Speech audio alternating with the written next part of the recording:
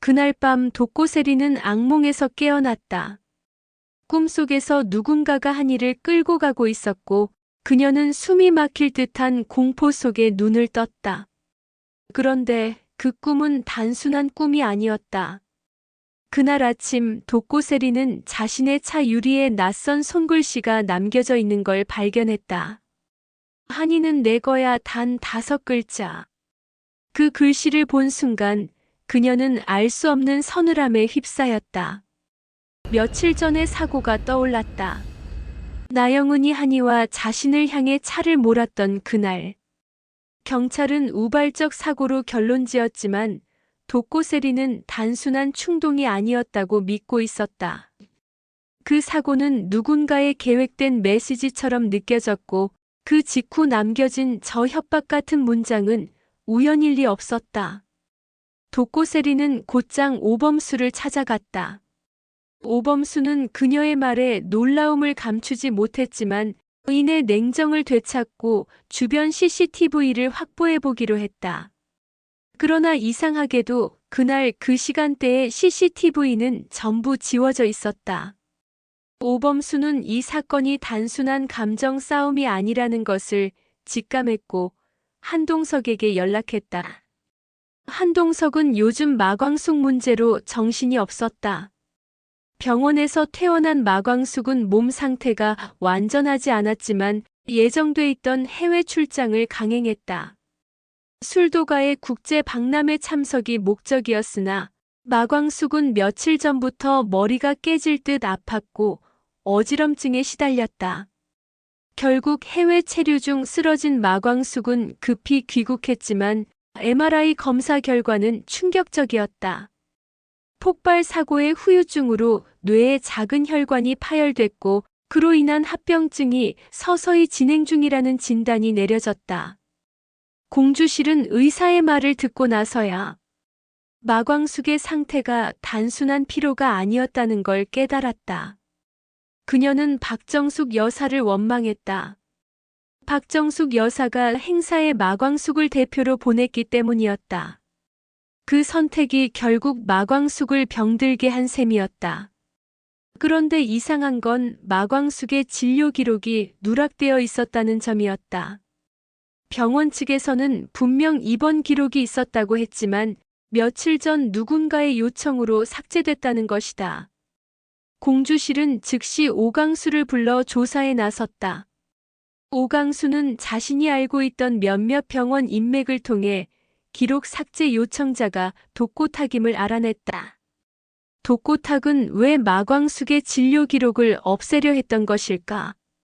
오천수는 형제회의를 소집했고 한동석, 오범수, 오강수는 독고탁이 단순한 배신자가 아니라 이제는 술도가의 존립 자체를 위협하는 존재가 될 수도 있다는 결론에 도달했다. 그 사이 박정숙 여사는 또 다른 혼란에 빠져 있었다.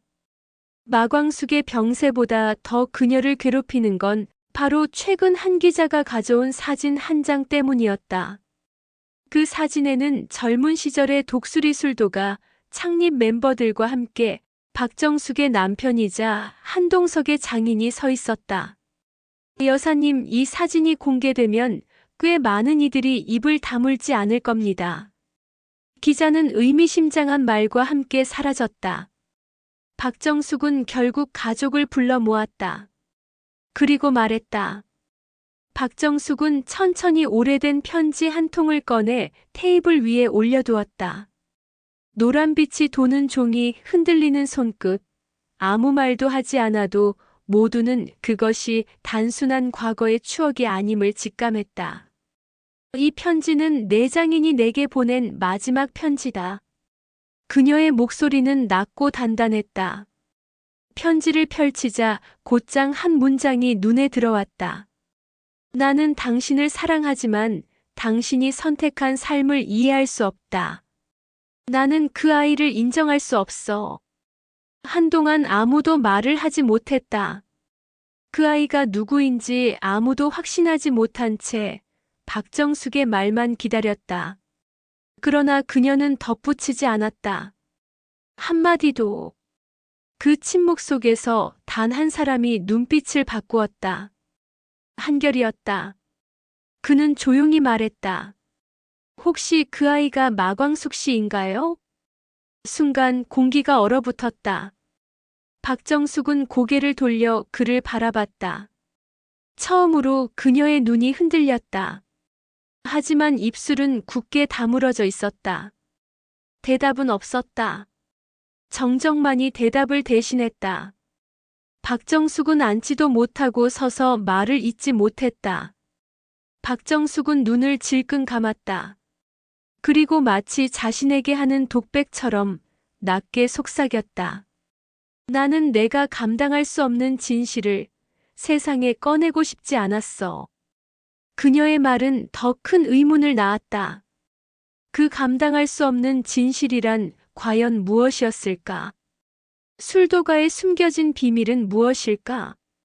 한동석은 혼란스러운 얼굴로 자리를 박차고 나갔다.